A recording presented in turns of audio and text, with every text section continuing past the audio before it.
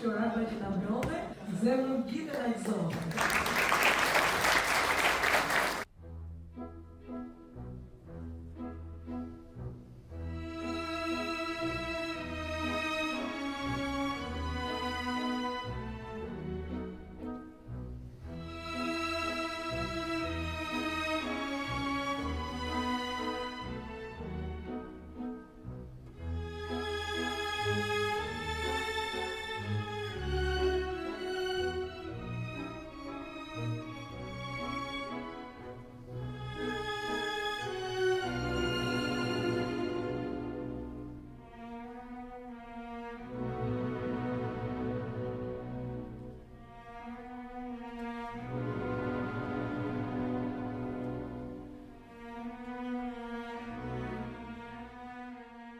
Të falenderoj që vazhdon të më quash shoqen tënde, me gjithë se je rrethuar nga miqë e dashëmirës nga e gjithë bota.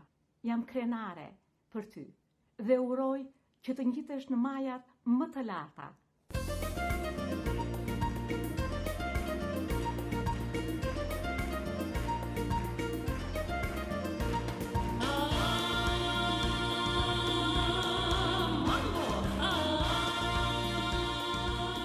Fioralba do të jetë presidente e bordit të revistës shkencore në Londër që mbulon fushën e problemeve inverse.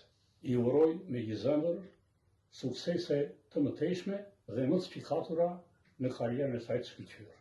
Ne, shokët e klasës, ata bashkë me mua, të gjithëve na mjafton vetëm emri Fioralba Cakoni, sepse e dinim shumë mirë se çfarë do bënte Fioralba, e dinim që atëherë. Ndjej me një emocion të veçantë të shikoj shokët e klasës, miq, shumë faleminderit për këtë dhuratë. Oh no! You came from London? Erdhën nga Londra? Oh my God! Shumë faleminderit të gjithëve që keni ardhur nga distancat largëta. Nuk e di, nuk e besoj e meritoj këtë nder. Kur takova gjithë shoqërinë, me një herë u kujtuam, me një herë filluam të flisnim si atëherë dhe e kuptova ku e mora entuziazmin, sinqeritetin, thjeshtësinë. I kam marrë këtu mes jush, shumë faleminderit. Bota akademike e vlerëson mendjen brillante të Fioralbës dhe kontributin e saj të paçmuar në fushën e shkencës, kurse unë dua të vlerësoj edhe tiparet e saj si një vajzë të thjeshtë, por gjithnjë këmbgulse, që ka ecur gjithnjë përpara me thjeshtësi, por me thellësi. E kam ndjekur përparimin e Fioralbës me vite të tëra dhe krenohesha shumë. Më falni për emocionet. Fioralba është një vajzë e mrekullueshme. Nuk bënte kompromis as me mëdhimatësinë, as me egoizmin e smur. Ishte gjithmonë e qeshur, gjë që e pasqyronte edhe në sytë e saj bojqelli, që nuk i ka ndryshuar kurrë. Edhe një kuriozitet, u takuam pas kaq e kaq vitesh në Elbasan dhe duke menduar që ku kisha arritur Fioralba, thash ku ta takoj, thash unë kush e di. Kur e takova Fioralbën, ishte po e njëjta, e mrekullueshmja, Fioralba. Fioralba që ndjek dhe diçka më tutje, jam e sigurt se Fioralba do të arrijë çmimin Nobel. Jam shumë e sigurt. Ai është model frymëzimi për bashkëmoshatarët e tij dhe të uruar shumë suksese. Unë ftoj para jush që të gjithë të tregojnë ndjenjat e tij për këtë vlerësim të merituar dhe të na tregojnë diçka më shumë mbi ëndrat sociale dhe dëshirat e tij. Të garantojmë profesor Fioralba që i kemi gjetur pasardhësit. Këtu është një libër, nuk është libër matematike, se do mërzitesh me librat e matematikës gjithë jetën, por siç u përpoqja ta thoja edhe në dokumentar, matematika futet në çdo fushë të jetës. Ngjarje mrekullueshme që ne kemi. Unë doja të ndaja edhe ceremoninë e dhënies së urdhrit të Skënderbeut që u bë në fund vitit kaluar nga presidenti.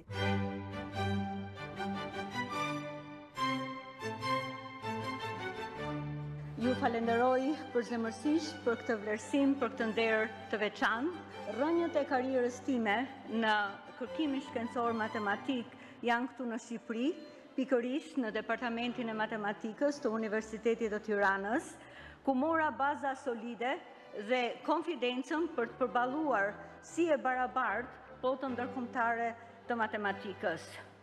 Fakt që e shpreh kudo që vete me shumë krenari. Unë ndjehem e privilegjuar që vlerësohem, punoj dhe vlerësohem për çka ku kam pasionin tim dhe identitetin tim. Prandaj shfrytëzoj këtë platformë të inkurajoj të gjithë të rinjve shqiptar, nëse e dashuroni matematikën, mos hezitoni, ndiqni ëndrat e tuaja dhe pasionin tuaj.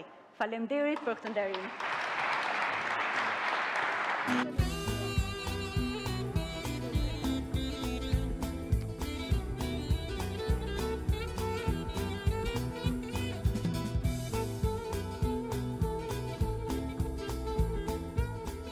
Takon qytetarisë dhe shkollës së Elbasanit si shkencëtare. Po të ishte në matë, do ishte në mbërtresh.